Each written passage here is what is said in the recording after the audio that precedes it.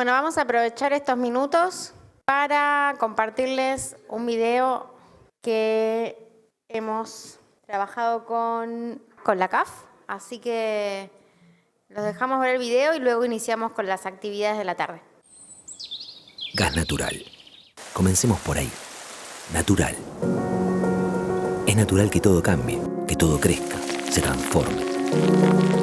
Es natural que la energía nos transforme. Es natural transitar el cambio, el equilibrio. Es natural que el gas sea el camino en esa transición. En un mundo donde la energía ya no solo es potencia, sino también propósito, en ese camino hacia una transición energética justa, el gas natural emerge como un puente entre lo que somos y lo que queremos ser. Es una cuestión de visión, de sostenibilidad y equilibrio. Porque mientras desarrollamos otros recursos naturales como el hidrógeno, el litio, la energía solar o la eólica, el gas nos da tiempo, nos da respaldo, nos da una base sólida para avanzar sin retroceder. Hoy, en América Latina y el Caribe, más de 160 millones de personas acceden a energía gracias al gas natural. Hogares, hospitales, industria, comercios. También avanza en la región con sus planes de interconexión, con su visión de diversificación y cumple su función como complemento clave en la transición renovable. Una energía que está donde se la necesita, cercana, confiable. El gas natural tiene una ventaja que hoy el mundo valora más que nunca. Emite hasta un 50% menos de CO2 que el carbón y 25% menos que el diésel.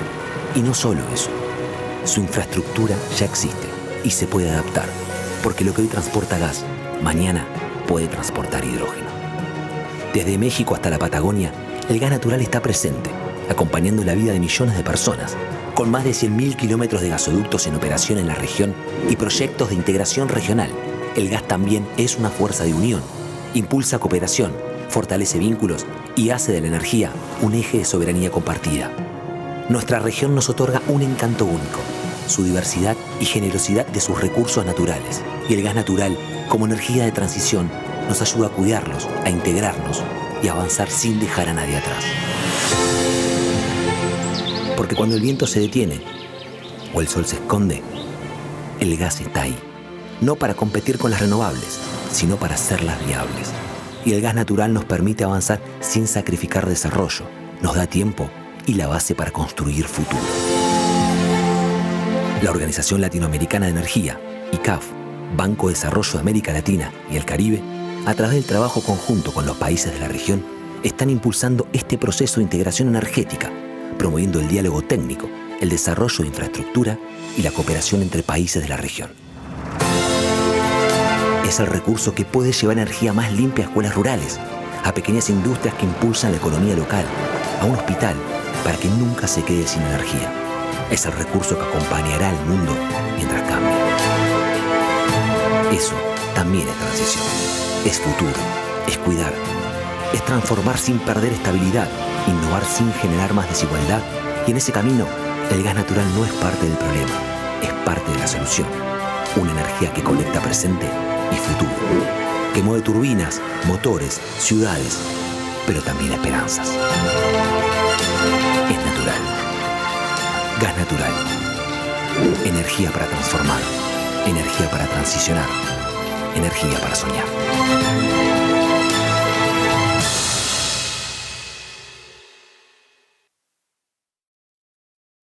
Bueno, ahora sí, ya estamos listos de regreso para conocer las iniciativas y los compromisos de las empresas energéticas de petróleo y gas para reducir las emisiones de metano.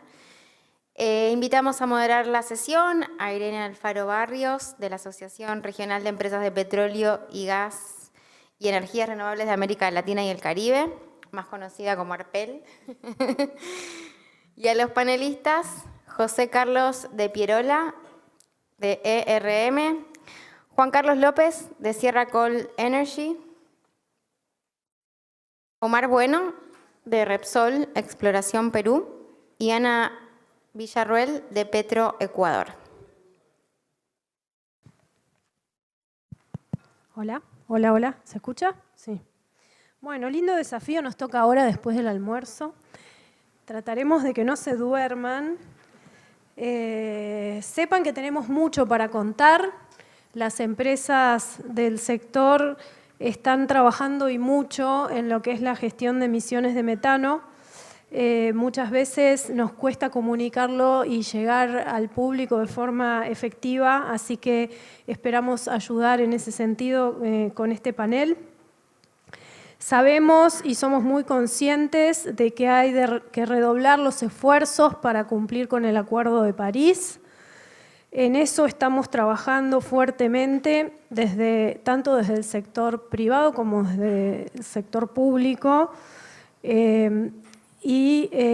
Nuestro trabajo en realidad está muy enfocado en lo que es la medición, el reporte, la verificación de las emisiones, además de la mitigación y buscar también la reducción la detección y reparación de fugas, minimización de flaring y venting, por supuesto, entre tantas otras iniciativas.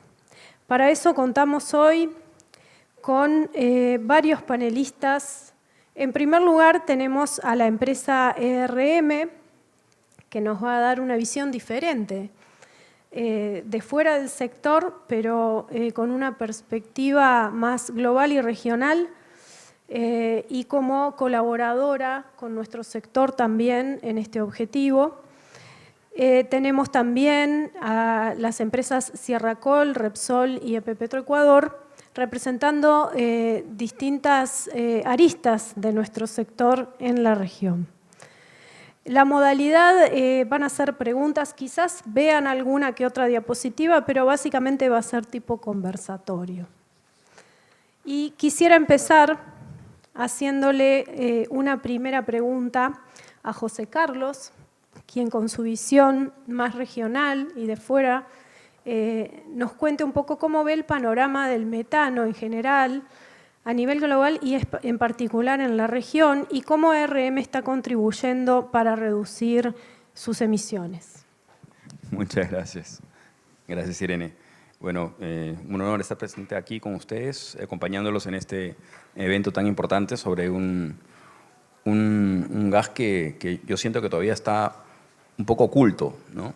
Cuando hablamos de descarbonización, cuando me toca conversar de descarbonización con algunas empresas en Perú, fuera de Perú, en América Latina, parte del equipo que trabaja conmigo, siempre estamos apuntando al CO2, ¿no?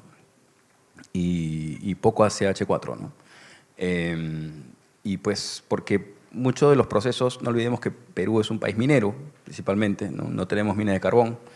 De pronto en Colombia es donde puede haber un poco más de minada en ese sentido por el tema del carbón y demás. Y tampoco somos un país que tenga pues una producción de metano por el tema de la agricultura, ¿no? No es tan alto realmente. Sin embargo, creo que existe ya a nivel de la región un avance importante en lo que es la descarbonización a través de algunos, digamos, unos marcos como el tema del TCFD, ¿no? Esta fuerza de trabajo para abrir la información sobre cómo estamos contribuyendo en temas de emisiones. Muchas empresas están abocadas a ello, países como Chile y Colombia ya lo tienen como parte de su regulación y están avanzando en eso. Perú todavía no lo tiene. Y se está avanzando muy poco en ese sentido. Ese tipo de marcos nos ayudan a tener orden, ¿no? Y orden en cómo enfocarnos, cómo trabajar, cómo identificar el tema. Es un poco, ya a nivel global, digamos, un estudio del Banco Mundial identificó que pues, menos del 2% del financiamiento para reducción de emisiones de cambio climático está enfocado en el metano, ¿no? Y eso nos dice que pues, el tema de financiamiento puede ser un problema que no se está abordando adecuadamente. Y por otro lado, también vi un informe de la Agencia Internacional de Energía que identifica que al 2023 había aumentado bastante.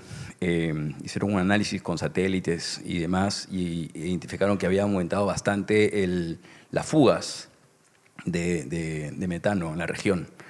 Entonces, hay hay un desafío porque además, por otro lado, tú tienes que el consumidor empieza a empujar y tener más, ejercer más presión hacia las empresas porque haya una apertura de información, una información sobre cómo están trabajando en el tema de en el reporting sobre cómo están haciendo su descarbonización, ¿no? Y dónde están enfocando la descarbonización.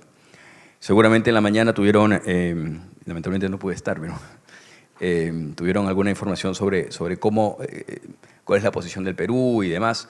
Pero ahí, otra vez, la data creo que es el desafío que tenemos en este momento y que tenemos que llevar adelante. Y eso no es solo para el sector, y es principalmente para los sectores públicos, pero también es para los sectores privados, que seguramente ahora nos van a contar cómo están trabajando en ello, porque sin duda, una de las cosas que nosotros hacemos como NRM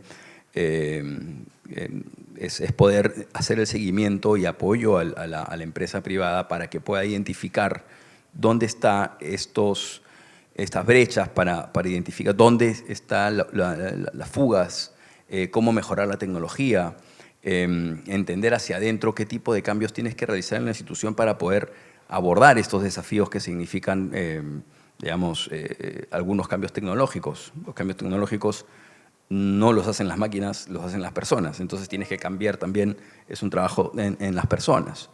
Yo veo, por ejemplo, y haciendo un paralelo, la industria minera, hay este Consejo Internacional de Minerías, de Metales y Minería.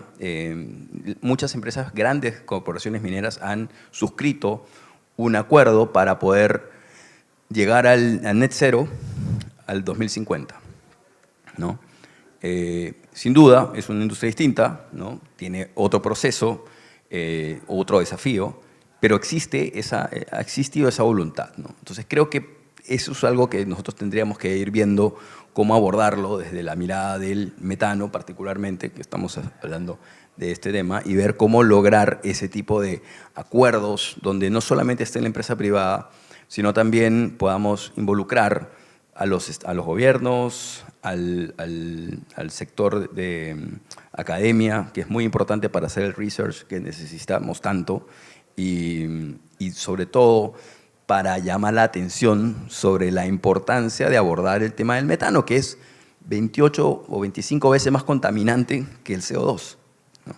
Entonces, una pequeña fuga de metano se multiplica mucho en cómo va a contribuir negativamente al cambio climático, ¿no? Creo que ahí hay un problema muy importante que tenemos que ir abordando, ¿no? Muchas gracias, José Carlos. Y ya que mencionás el tema de los compromisos, me gustaría que Ana, Omar y Juan Carlos nos cuenten, en el orden que quieran, qué compromisos específicos han asumido sus empresas para reducir las emisiones de metano y cómo se están implementando. Damas primero. Gracias. Bueno, mi nombre es Ana Villarroel. Agradezco mucho la participación, la invitación para el evento y a las personas que permitieron que sea posible estar aquí. Muchas gracias. Bueno, el Ecuador como país, a partir del 2006, en el marco del cuidado con el ambiente y también con el apoyo con otros países para combatir el cambio climático, se ha comprometido a varios acuerdos internacionales. Desde el 2016 se ha comprometido a la iniciativa de metano global. Es importante también mencionar que en el 2016 se hizo la firma del Acuerdo de París, en donde el Ecuador se ha adherido a esta iniciativa. Inicialmente, el gobierno del Ecuador ha tenido en el 2021 el lanzamiento del plan hacia la descarbonización del país, y como empresa, como Petroecuador, siendo el brazo ejecutor de esta con otras industrias, siendo la industria del petróleo la de mayor jerarquía, digamos, en el Ecuador, somos como empresa el brazo ejecutor para que estas iniciativas se lleven a cabo. Siendo así, Petroecuador realizó en el 2022 la creación de un comité de descarbonización empresarial, y bajo este comité un plan de descarbonización empresarial y una política. Esto es un paraguas hacia las iniciativas que como empresa se han planteado en el tema de reducir emisiones de gases de efecto invernadero.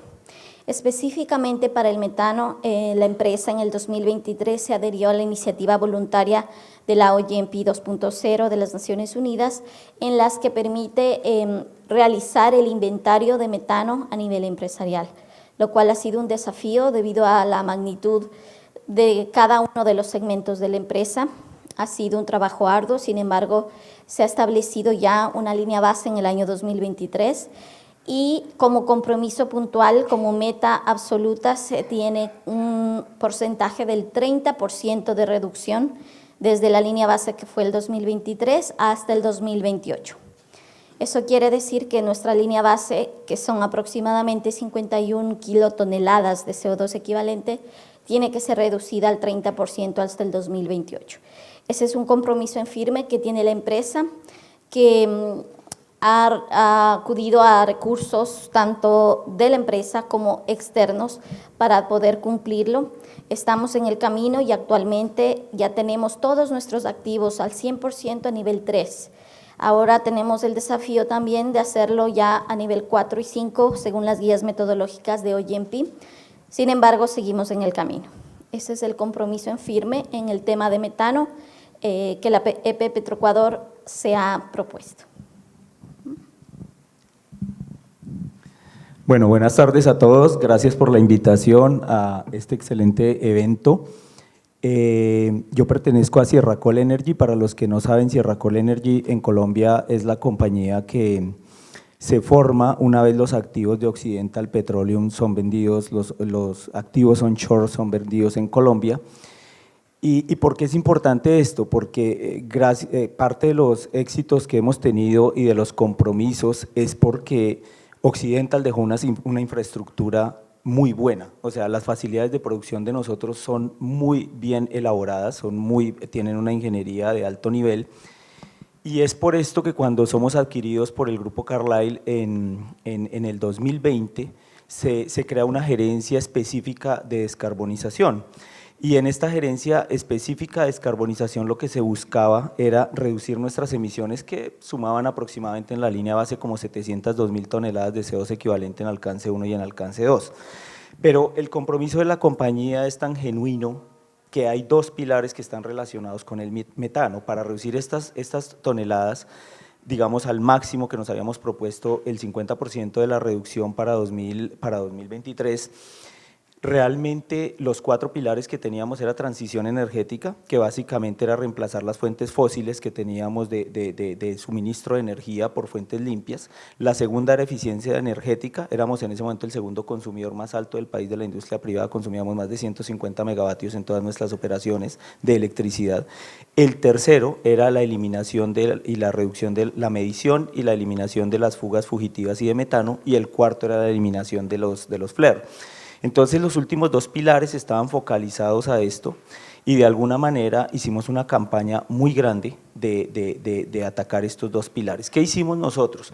A partir de la resolución 466 que pertenece que se creó en Colombia, se genera como una estrategia interesante de una medición que fuera trazable, que fuera completamente auditable y que realmente nos dijera los datos reales. ¿Por qué? Porque las tecnologías son un poco imprecisas. Ustedes saben que la tecnología del OGI, las diferentes tecnologías tienen ciertas imprecisiones.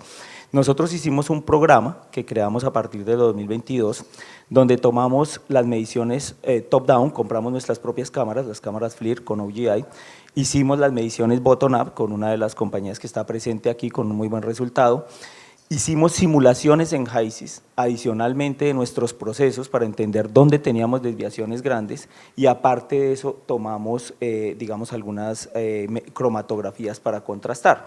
Nos unimos a OGMP el año pasado, en nuestro primer reporte de OGMP tuvimos fuimos felicitados directamente en el reporte entre las 10 compañías, de las 10 compañías más grandes del mundo como ADNOC, Petronas, ConocoPhillips, estaba Sierra Col, estaba también Italgas, por la transparencia de nuestros datos, por la reconciliación de esos datos. Entonces el compromiso de la compañía ha sido tal que hemos avanzado lo suficiente para reducir más o menos de 42.000 toneladas de CO2 equivalente que teníamos en metano en 3 años a 18.000 que tenemos el día de hoy. Y lo que hacemos básicamente es que lo que vamos encontrando en las mediciones, de una vez lo asociamos en SAP a las rutinas de mantenimiento para cambiar empaques, para instalar nuevas facilidades, cambiar cuellos de ganso, por ejemplo, por las PBBs, cambiar una serie de infraestructura que nos estaba generando una importante cantidad de metano.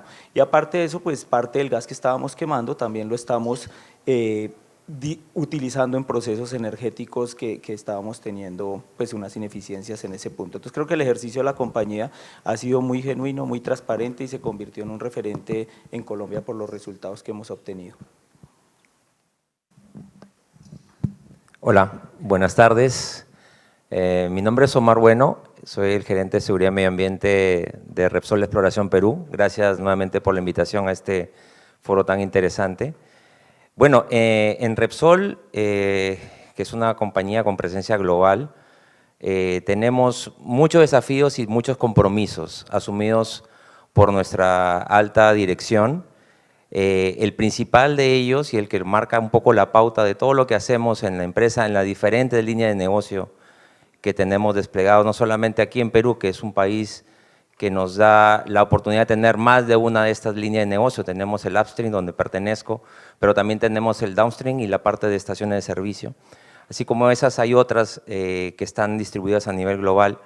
Entonces, el principal compromiso de nuestra alta dirección es ser carbono neutrales al 2050 como parte del Acuerdo de París, ¿no? Somos una de las firmas corporativas que se adhirió a esta iniciativa global y para eso se han ido desplegando una serie de también compromisos y acciones, ¿no? Dentro de estas está, por ejemplo, ya en un corto plazo, digamos, eliminar todo el flare rutinario, como se mencionó en las horas de la mañana. Es importante ese compromiso al 2030 a nivel de todas nuestras operaciones y en el caso que nos toca en el upstream, ¿no?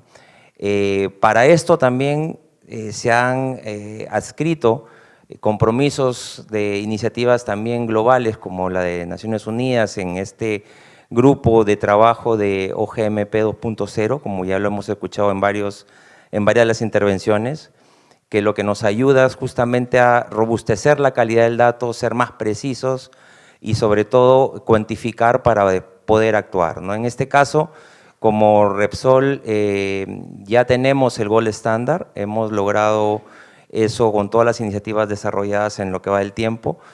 Tenemos un nivel 4 apuntando inclusive a un nivel 5 en este proceso de OGMP.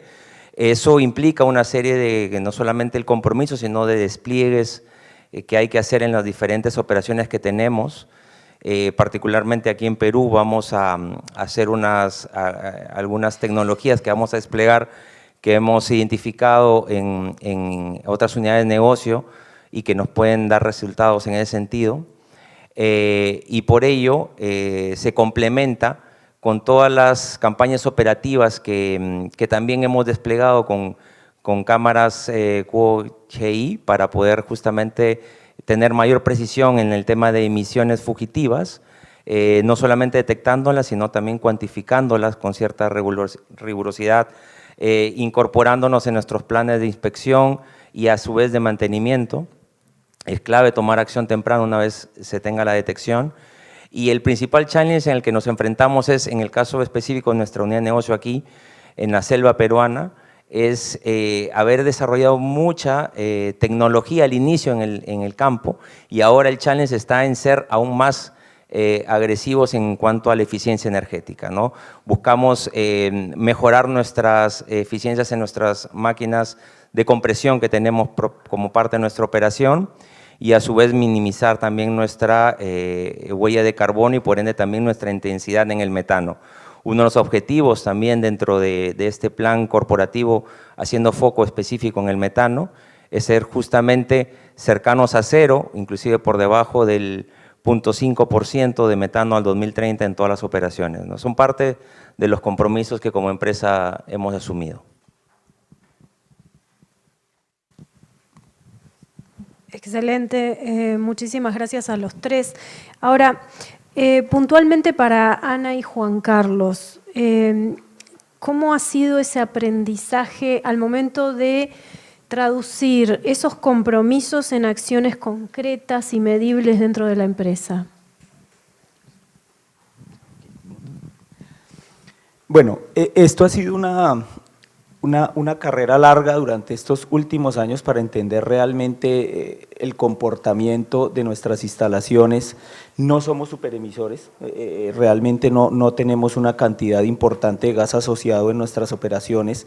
Nuestro gas asociado es muy rico en CO2 y no es tan rico en metano.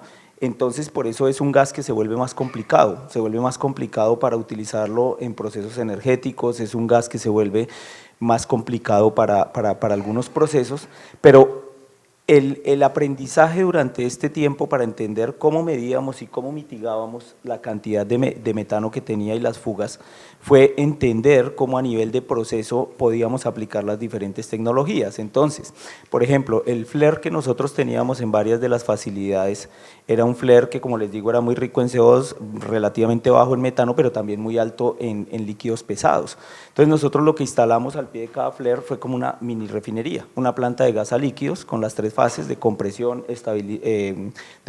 condensación y estabilización, y ahí ya volvimos el gas óptimo para poder generar electricidad. Y una de las cosas sorprendentes es que esta operación durante más de 36 años habíamos quemado ese gas porque considerábamos que era poco, era básicamente como 1,5 millones de pies cúbicos de gas. Por ser muy pobre en metano no lo utilizábamos, ninguna máquina lo recibía, bueno, a excepción de que lo colocáramos en un boiler y una turbina de vapor, pero no aparecía como un proyecto económicamente viable. Sin embargo, con la implementación, por ejemplo, de estas plantas de gas a líquidos, el NPV de estos proyectos es espectacular, es una TEA que produce 600 barriles de hidrocarburos perfectamente estabilizados, con 1.200.000 pies cúbicos de gas por la cantidad de pesados que tenía. Tenemos varios casos en los cuales, digamos, hemos aprendido a mitigar las fugas de metano haciendo combustiones perfectas y eliminando el tema de los flare, que así en los números, cuando uno hace la medición y dice que la eficiencia de TEAs calculada le da a uno que es el 98, el 99%, eso no es del todo cierto, o sea, no son los números reales. Entonces, la idea era eliminar esos flare, eliminar las fugas y aprender cómo hacerlo. Otro aprendizaje interesante que tuvimos de nosotros es que involucramos muy bien a las comunidades profesionales de los sitios, los entrenamos muy bien en la medición de metano, en la mitigación inmediata, y son grupos que durante todas las rutinas que van y miden durante la operación diaria, ya aprendieron a corregir esas fugas, ya aprendieron a dejarlas registradas, ya aprendieron a solucionarnos y a dejarnos todo trazable y todo auditable para entender que sí estamos haciendo un buen programa. Entonces, creo que han sido muchas etapas en las cuales, pues, como les decía anteriormente, logramos reducir casi el 70% de nuestras emisiones de metano en básicamente 3 años. Y pues la pelea que hemos dado es entender que la data sea confiable por la precisión de las diferentes tecnologías. Entonces, por eso es que hacemos contraste con todo. Nosotros hacemos contraste, como les decía, entre top-down, bottom-up, cromatografías y simulaciones en HYSYS. Tenemos incluso unos medidores que no son cuantitativos, sino son cualitativos, para entender si a veces estamos confundiendo el vapor de agua o algún otro elemento en las cámaras OGI con realmente el metano. Entonces, es una contrastación de datos en la cual hemos aprendido a interpretar muy bien, digamos, lo que tenemos actualmente en tecnologías, ¿no? Gracias. Bueno, en el caso de Petroecuador, creo que el aprendizaje ha sido sostenido en estos últimos años. Justamente ya hemos repetido, creo que la importancia del levantamiento de los datos y la fiabilidad de los mismos. Ha sido un camino arduo y extenuante porque teníamos que levantar la información aproximadamente de 1.000 assets, de 1.000 activos, de 1.000 instalaciones en la parte de la selva ecuatoriana, en donde se desarrolla sobre todo la parte de upstream de la empresa. Ha sido un aprendizaje con acompañamiento total del equipo. no solamente de una persona, sino de un equipo multidisciplinario como personal de HCE y también de operaciones, que nos ha permitido llegar hasta ahora a tener ya una línea base. Tenemos una proyección ya de los planes de mitigación. Sin embargo, también el aprendizaje de este camino es la cooperación. Y sin la cooperación interna y externa, todo es más complejo. Entonces, realmente hemos tenido el apoyo, por ejemplo, de Carbon Limits, que nos ha acompañado en el establecimiento de las estimaciones de metano con la herramienta MIS. También hemos tenido la cooperación de Clean Task Force, que realmente nos ha ayudado a tener ciertas mediciones ya iniciales para poder contar con datos de estimaciones propias de la empresa. Hemos tenido también la ayuda del PENUMA, del Ministerio del Ambiente y de varias organizaciones que nos han permitido llegar hasta el momento a tener una data que está en camino de ser conciliada. Justamente vamos a llegar a los niveles ya de medición y sobre todo el compromiso sostenido que tiene que tener el personal que está. Y como experiencia les digo, somos 4 mujeres ecuatorianas que estamos sosteniendo el proyecto. Entonces, eso sobre todo ha sido un desafío para nosotras. Muchas gracias a ambos. Ahora vamos bajando más a lo concreto, aún más. Y me gustaría, Omar, que nos cuentes dónde están concretamente las operaciones de Repsol y qué acciones nos puedes compartir que hayan desplegado para la gestión de metano y que seguramente sirvan para aprendizaje y aplicabilidad en otras zonas. Gracias. Si me ayudan con las fotos que comentábamos hace un momento, en la parte de imágenes, decía que Repsol tiene una serie de líneas de negocio y en nuestro caso estamos en la primera cadena de valor, en el E&P. En la siguiente slide podemos ver dónde se encuentran nuestros campos de producción. En el mapa que tenemos atrás, la zona que está de color lila es donde están nuestros campos de producción que se conocen como Quinterón y Sagari, es el lote 57. Está muy cerca al proyecto Camisea, donde seguramente varios lo deben haber escuchado, Planta Malvinas, el procesamiento del gas. Bueno, todo este tren de producción viene de esta zona, que es el principal aportador del gas natural aquí en el país, ¿no? Entonces nosotros estamos en una zona donde hay una biodiversidad muy grande, es un hotspot en realidad y eso nos llamó desde el inicio, desde el diseño, como mencionaba en la intervención anterior, ser muy rigurosos en la parte de la ingeniería y la construcción. Aquí algunas vistas de las imágenes, nuestras locaciones de producción están en medio literalmente del bosque y lo que hacemos allí es justamente, uno, minimizar el impacto en el footprint, pero también en la operación. Y ahí es donde viene, en la lámina a continuación, podemos ver algunas facilidades adicionales, pero en la siguiente, algunas fotos de cómo es en realidad nuestro activo ya, digamos, principal, ¿no? En este caso, la unidad 400 es nuestra planta de compresión de gas. Es allí el mayor consumidor de energía y donde hemos hecho una serie de acciones que empezaron con eficiencias energéticas, en este caso para justamente monitorear los consumos, y al inicio en este proceso de OGMP 2.0 usábamos los famosos factores de emisión, pero luego fuimos aterrizando más, yendo más al detalle, a la granulometría del dato, y empezamos a tener ya fuentes identificadas, valores identificados con la tecnología de las cámaras QoYI, pero a su vez también empezamos a tomar cromatografías de diferentes puntos de alimentación del gas para aún más aterrizar nuestros cálculos. En las facilidades de producción, esta es una vista de una de ellas, es Sagari X, donde se produce el gas. Tenemos una serie de uniones bridadas donde tenemos que estar continuamente monitoreando justamente de que éstas estén adecuadamente selladas. La cámara, además de detectar justamente las emisiones que podamos tener desde el punto de vista fugitivo, nos han ayudado a que de forma temprana, luego de una campaña de mantenimiento, por ejemplo, alguna brida que haya quedado mal ajustada, detectarla y poder mitigar esos impactos.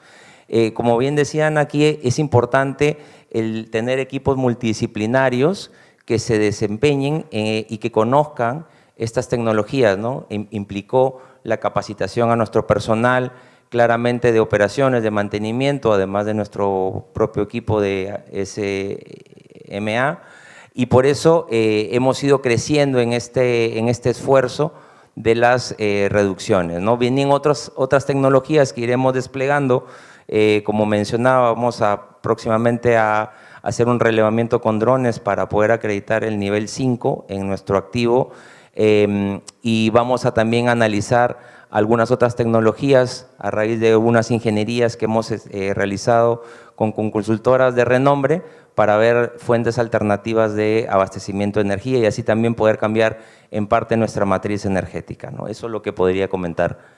Gracias. Gracias a ti, Omar. Y siguiendo con los casos concretos, me gustaría invitar a Ana y a Juan Carlos a que nos compartan un caso de éxito de reducción de emisiones que consideren que sea replicable en otros contextos de la región que hayan realizado en sus empresas. Muchas gracias. Bueno, para EP Petroecuador ha sido importante que en el sector de la costa del Ecuador, en la parte sur del Ecuador, nosotros tenemos una plataforma offshore que lo que hace es justamente la extracción de, también en el bloque Amistad, de gas natural.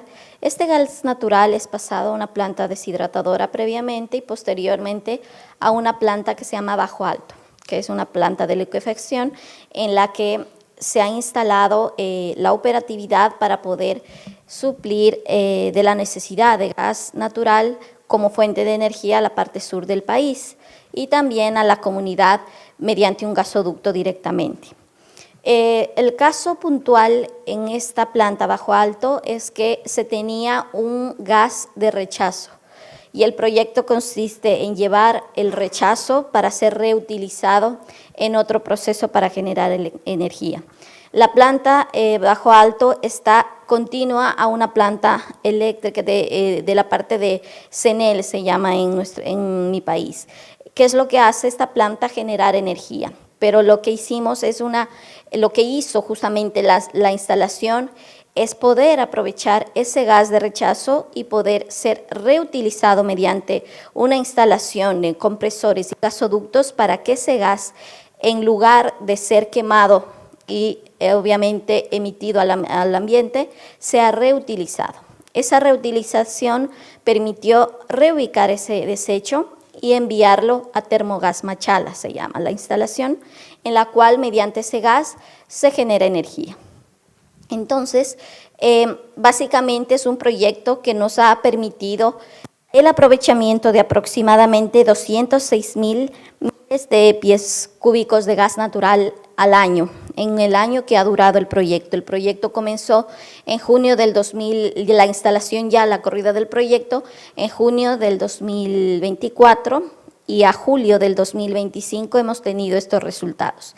De acuerdo al cálculo de las emisiones, hemos podido disminuir 11.400 toneladas de CO2 equivalentes al año. Y a su vez, obviamente, contribuir con la calidad del aire de la región que está, de la zona junto a la comunidad, para evitar y disminuir el desecho, o más bien las emisiones que podían generarse con el mechero hacia cercano a la comunidad. Hemos disminuido, hemos evitado el impacto visual y también tenemos un beneficio de $800,000 al año del proyecto, que nos ha permitido también evaluar la continuidad del mismo y poder realmente tenerlo como un caso de éxito. Gracias. Bueno, digamos, de lo que hablábamos al comienzo, cada facilidad tiene como su huella propia, ¿no? O sea, el gas que sale, la cantidad, la presión, la calidad. En el caso de nosotros, en cada facilidad hemos colocado un proyecto diferente para reducir las emisiones de metano y para eliminar el flare. En una facilidad en especial, digamos nosotros, el gas de alta siempre fue utilizado por el proveedor de energía para producirnos parte de la electricidad que consumíamos, pero el gas de baja presión siempre fue quemado y desechado. Nosotros instalamos un proceso con varios equipos que al final del ejercicio, digamos, los principales eran los compresores que lográbamos mezclar ese gas de baja con el gas de alta, hacerle unas modificaciones a los motores y hacer un sistema de deslastre de cargas un poco diferente en la facilidad para casos de eventos donde no pudiésemos tener completamente la confiabilidad en la facilidad, y logramos mezclar este gas utilizándolo todo para generar electricidad. O sea, digamos, gran parte de lo que nosotros estábamos quemando por años fue el gas de baja, y realmente nos dimos cuenta que a pesar de que los motores de combustión interna a veces no es fácil que reciban un gas mezclado por la baja calidad del gas de baja, lo pudimos hacer. En la otra facilidad, el mejor caso de éxito fue lo que les conté anteriormente, ya lo expliqué, que era el tema del gas a líquidos, que creo que es un proyecto, es de los de NPV más alto que tiene la compañía, es un proyecto de 38 millones de dólares, simplemente en 10 años, o sea, es un proyecto con un NPV y un payback también espectacular de 1.8 años. Y realmente ese proceso de gas a líquidos no es un proceso complejo de instalar, o sea, el proceso de gas a líquidos para recuperar estos hidrocarburos y mezclar, en el caso de nosotros no los vendemos por aparte, porque estamos en una zona compleja del país, estos líquidos que se recuperan podrían tener un mejor valor incluso si se vendieran, pero estamos en una parte compleja del país donde no se puede transportar estos líquidos por temas de seguridad, entonces nosotros lo mezclamos con la producción. Estos 700 barriles que se produce en este proceso de gas a líquidos, los mezclamos con los 45.000 barriles de producción y simplemente entran a ser parte del inventario. Y en otras facilidades más aisladas, que son más pequeñas, lo que estamos utilizando son unos sistemas de unos motores paquetizados, que es el motor con un scrubber, entonces el mismo gas de producción asociado al pozo se está haciendo un pequeño refinamiento y se utiliza para generar electricidad directamente. Entonces así estamos eliminando casi todo el flaring, así estamos eliminando gran parte de nuestras emisiones de metano, haciéndole a cada facilidad algo específico. No podemos generalizar, digamos, un proyecto para todo, pero cada uno tiene una huella diferente. Y hay otro que ya es muy remoto y no tenemos nada más que hacer que quemarlo. La red eléctrica queda a 18 kilómetros. El consumo de energía de nosotros es muy bajo en ese pozo, 250 kilovatios, y la producción de gas son más de 300.000 pies cúbicos que toca quemarlos, no tenemos ni cómo transportarlos ni nada, entonces estamos adelantando también algunos procesos que pueden ser específicos como incluso el minado de criptomonedas, o sea, alguien que lo consuma en el sitio, genere su electricidad y de alguna manera le está generando un beneficio al proyecto y no estamos quemando ese gas, sino lo estamos utilizando en un recurso energético. Entonces, pues las posibilidades son muchas y ya llevamos implementada una gran parte. Excelente, muchas gracias a ambos, muy interesantes estos casos.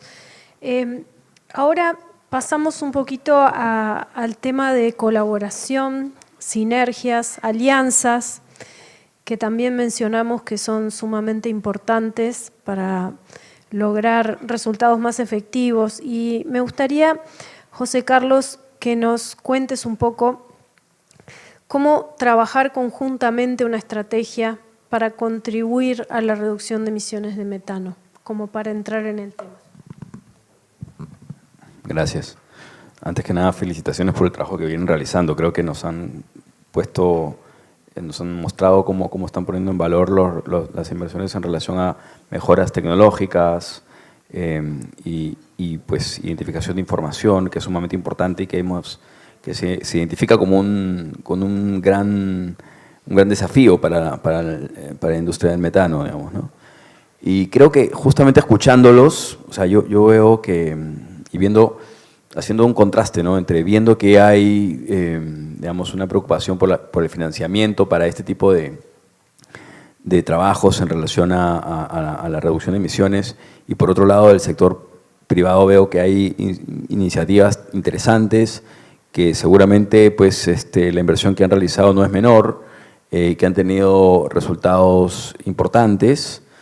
eso me llama a decir, ¿qué tenemos que hacer? Tenemos que empezar a hacerlo primero, mostrarlo, segundo, compartirlo y ver dónde podemos empezar a colaborar y a entender que en cada espacio, cada contexto, tiene una solución distinta, pero cada solución puede contribuir a una futura solución. Entonces, creo que ahí el espacio, Irene, me parece que tiene que haber un trabajo conjunto, no solamente desde el sector privado y las empresas privadas, pero también desde los gobiernos y pues la cooperación internacional.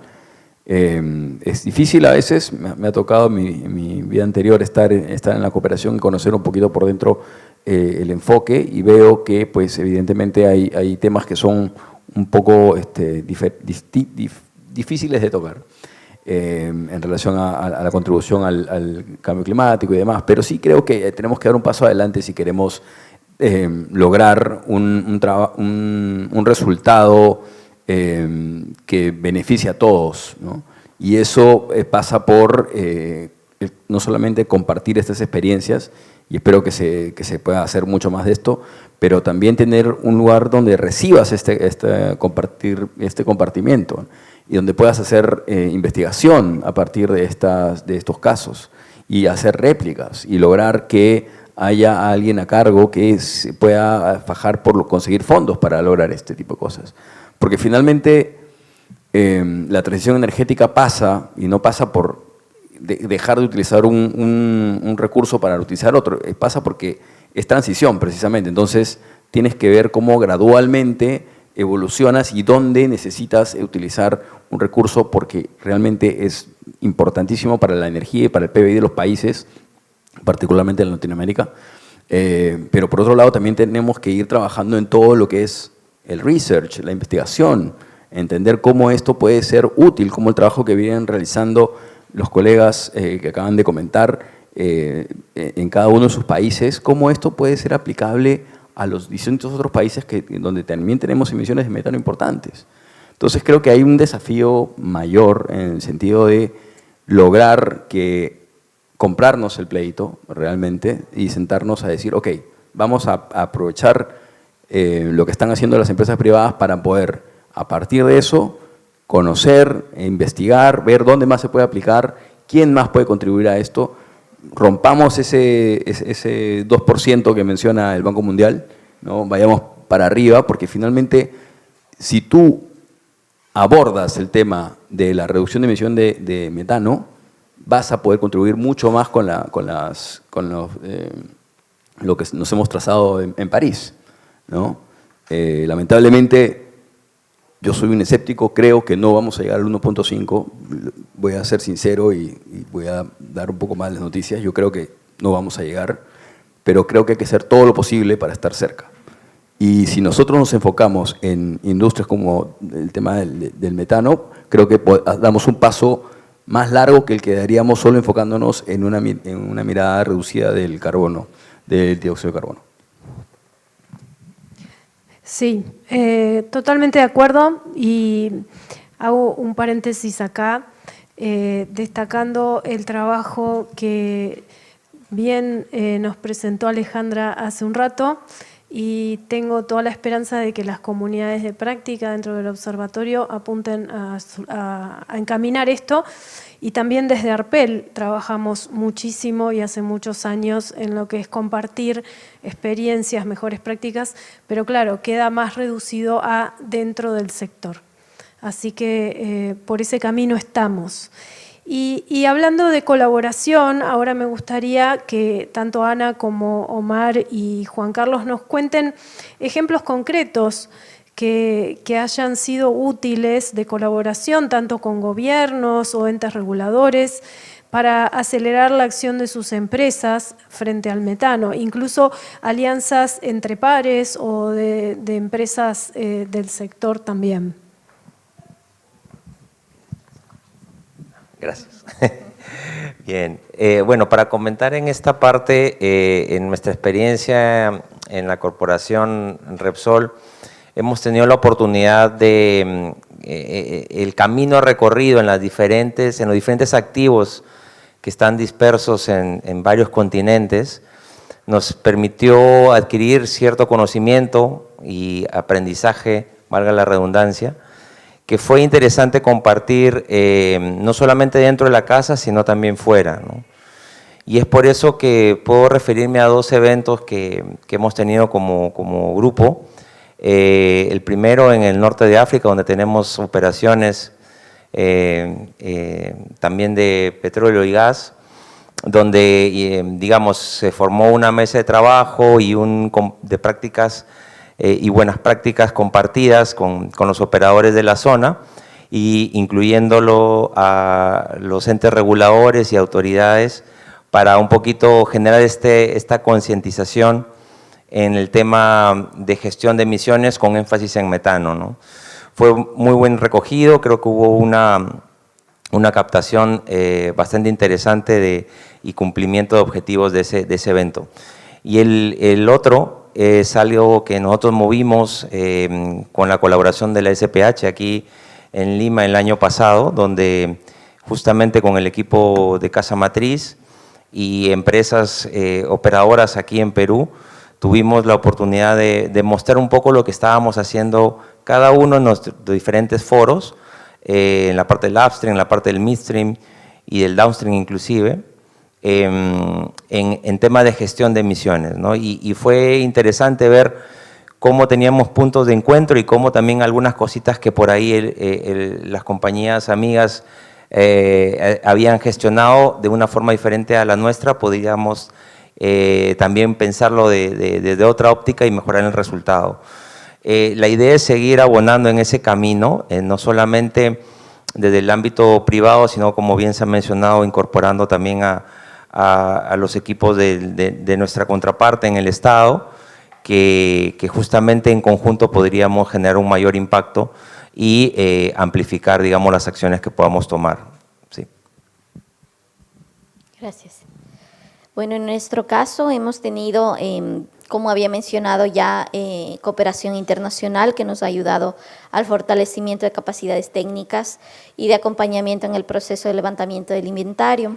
Pero es importante también mencionar la cooperación entre países. Con el hermano país de Colombia, con Ecopetrol, hemos mantenido un programa de monitoreo. Ecopetrol está un poco más avanzado en este camino y eso nos ha permitido hacer un intercambio de las buenas prácticas que se ha realizado en Ecopetrol para asumirlas como parte de también el camino que va a trazar Petroecuador en el camino hacia la descarbonización. Ha sido un programa en que nos ha nutrido mucho, ha sido el intercambio de experiencias mutuamente que nos ha permitido avanzar. También hemos tenido la oportunidad de hacer un acercamiento con la Agencia de Regularización del Ecuador.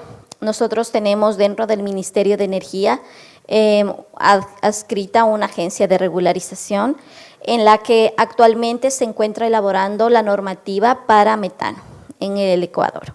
Esto nos ha permitido tener un acercamiento para que todos los esfuerzos que ya ha hecho la empresa sean tomados en cuenta para ir alineando un poco en materia de legislación, en este caso hidrocarburífera, ir alineando los esfuerzos que ya ha hecho la empresa y no tener una ley sobrenormada o no tener una ley no acorde a la realidad del país, porque así como otros países hermanos de Latinoamérica, realmente nuestra realidad es diferente a la de Europa y a la de Estados Unidos.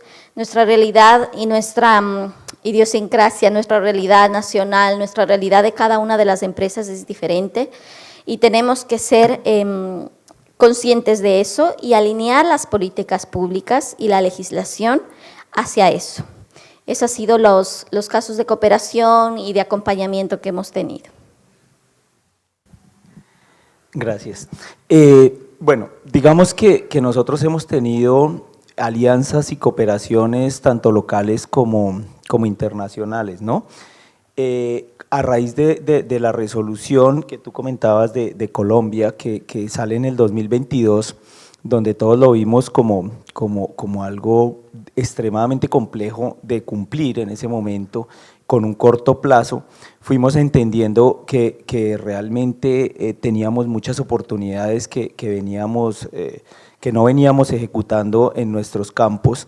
Y es curioso, pero es de las pocas veces que como operadores, los diferentes operadores de diferente Ecopetrol, que es pues como el papá de todos allá en Colombia, nos fuimos uniendo para revisar, digamos, qué hacíamos, o sea, cómo lográbamos cumplir con la resolución, cómo optimizábamos los costos, cómo si era un proyecto, digamos, que solamente la medición no tenía un NPV positivo y que era lo que nos exigían, digamos, las compañías, cómo lográbamos hacer algo que fuera viable entre todos. Entonces, de alguna manera, por ejemplo, cuando empezamos a hacer las mediciones, empezamos a hacer unos talleres, unas sinergias, muchos los lideraba Ecopetrol, otros con el apoyo de la misma NH, y fuimos mirando cómo íbamos realmente cumpliendo con la regulación y cómo realmente íbamos haciendo un programa, pues un programa completamente auditable y completamente transparente de medición y mitigación.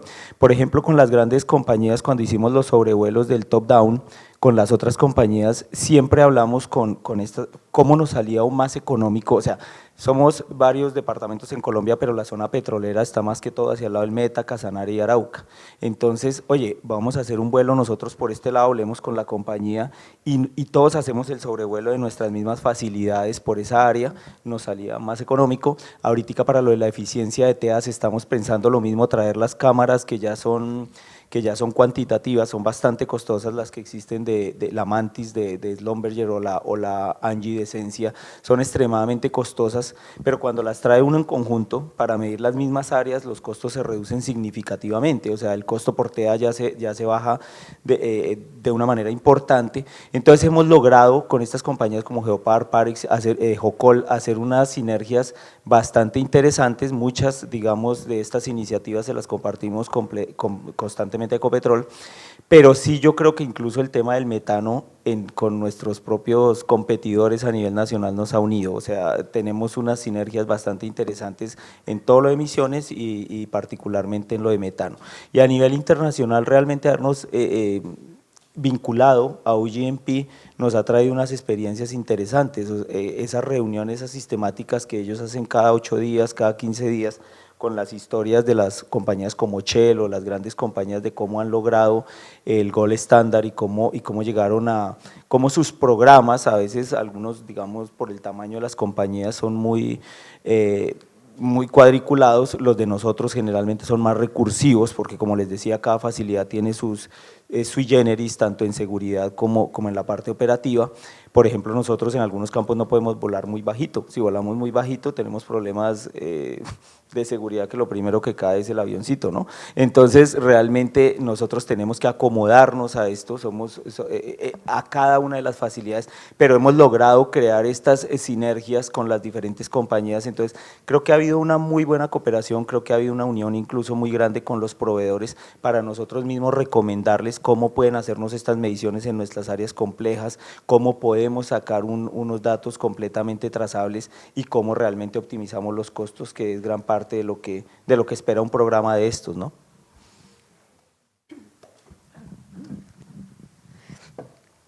Excelente.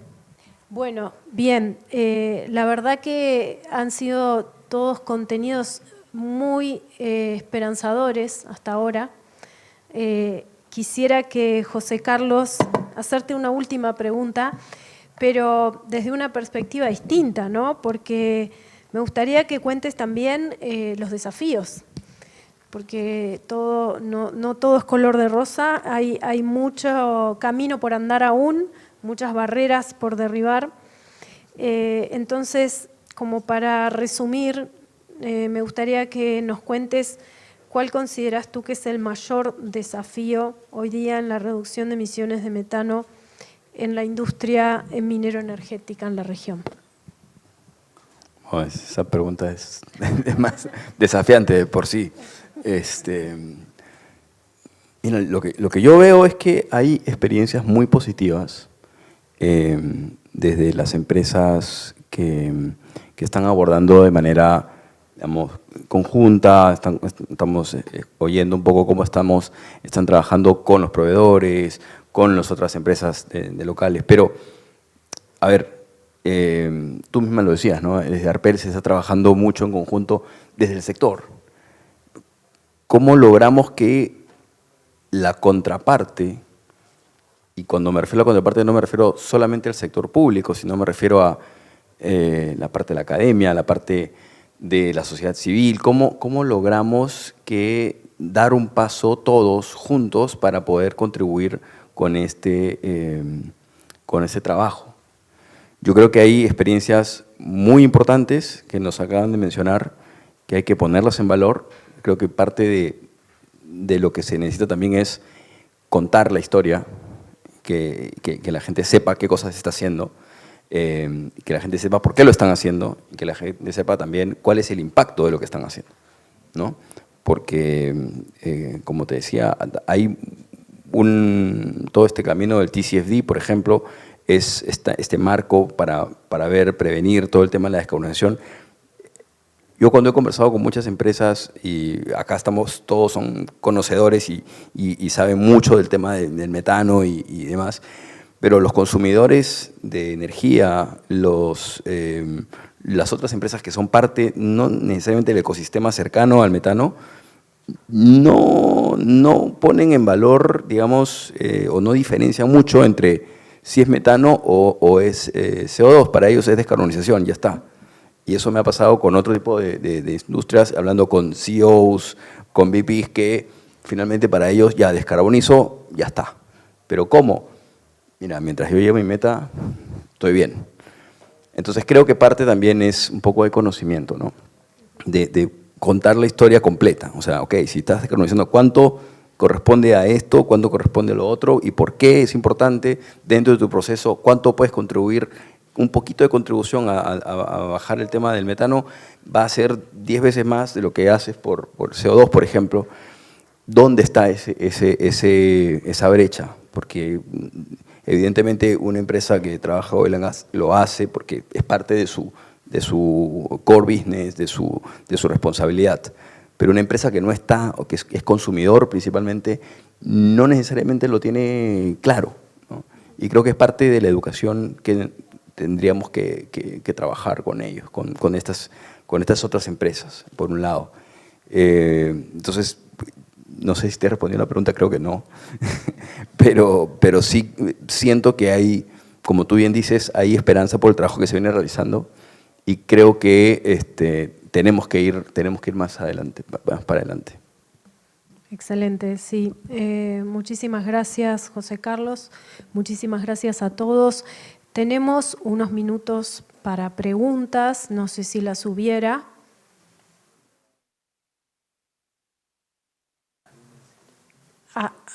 Allá en el fondo, no sé si se les alcanza micrófono.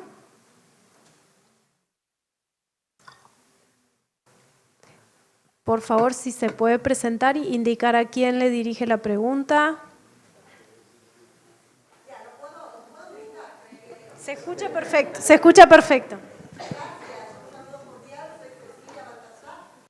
Disculpe, no podemos escuchar en la cabina de traducción.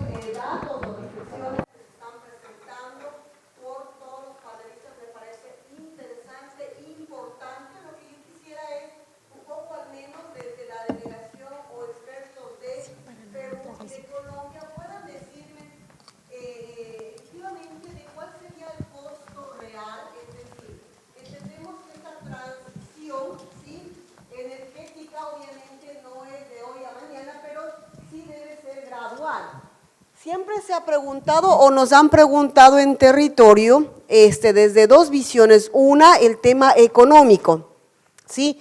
¿Cuál es la inversión o cuál es el recurso que va a dejar de percibir o de recibir el Estado si es que hace esta transición? Esa es la primera pregunta para Perú y Ecuador, también para el experto de Petroecuador, experta mejor dicho.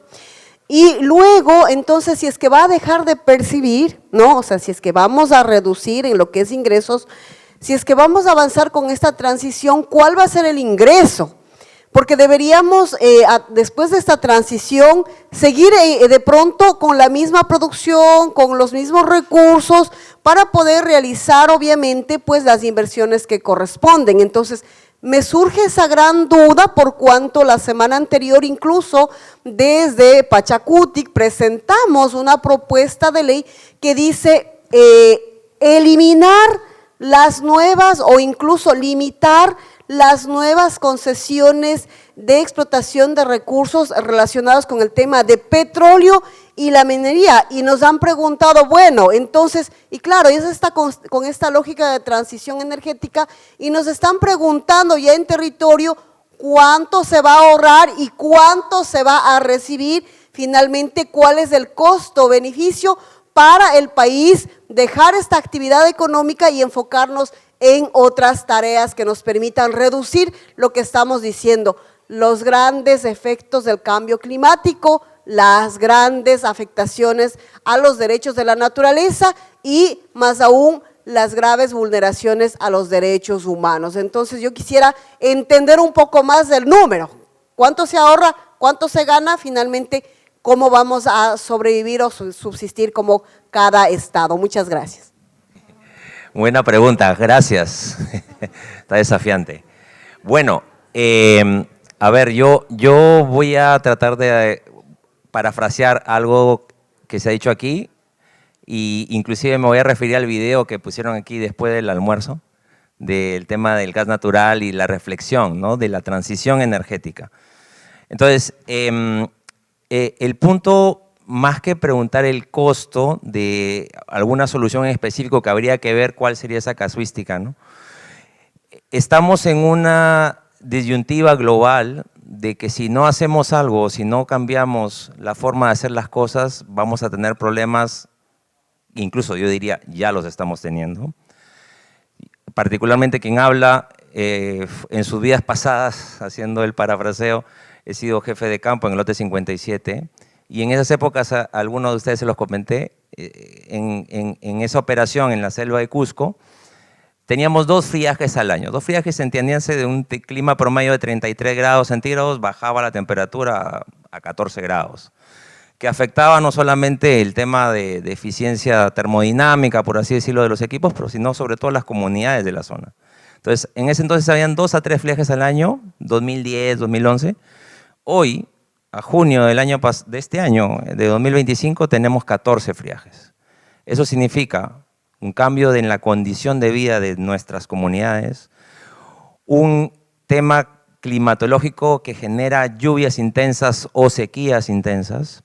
En la mañana se hablaba de que si no hacemos algo hoy, lo vamos a pagar después en cuentas de refracciones, de estar reconstruyendo lo que la naturaleza se llevó debido a esta alteración climática.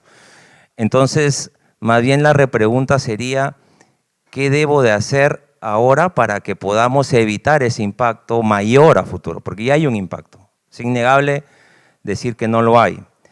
Entonces, desde nuestra perspectiva ya como empresa, y esto es compartido por nuestra alta dirección, nosotros no hablamos de una solución. Nosotros, inclusive, hace poco por ahí, si no lo han visto, la marca Repsol ha tenido un rebrand, que más que el cambio de un color o un símbolo, es visibilizar lo que ya desde algún tiempo venimos tratando de hacer en este camino de la transición energética. No somos más una empresa de oil and gas, somos una empresa multienergética. ¿Y por qué? Porque la transición energética necesita de todas las fuentes posibles, pero no solamente de todas las fuentes posibles, sino también de hacerlo bien en cada una de estas fuentes. Y en lo que nos toca de hacerlo bien, ahí donde viene el oil and gas, es justamente identificar esas oportunidades para poder minimizar nuestro impacto. Hay un refrán que tenemos aquí dentro de la casa, es si queremos tener más barriles de producción, barriles equivalentes de petróleo, etcétera, pues son más y mejores barriles, es decir, que sean barriles cuyo impacto o huella de carbono sea la menor posible. Y no va a poder ser cero, claramente. Por eso es que aparecen las otras energías, ¿no? El tema de energías renovables, el tema de tecnologías que de pronto en una compañía estándar, el oil and gas, no se mencionaban, pero que son parte de la solución en esta ecuación compleja que es el cambio climático. Entonces, más que una respuesta específica de cuánto puede costar o no una solución, yo creo que la reflexión, y creo que en estos foros es importante recordarlo, es si no hacemos algo ya ahora, las cuentas van a seguir creciendo, no solamente en el ámbito privado, sino y sobre todo impactando a nuestras comunidades o vecinos, ¿no?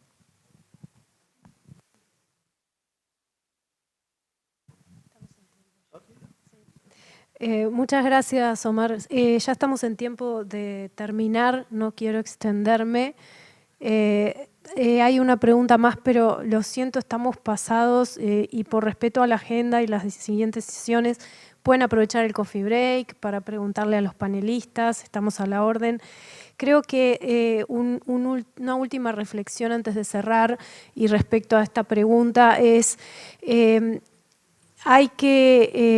el costo va a ser alto, va a ser muy alto. Lo que hay que pensar es qué vamos a sacrificar y ese equilibrio depende de cada país.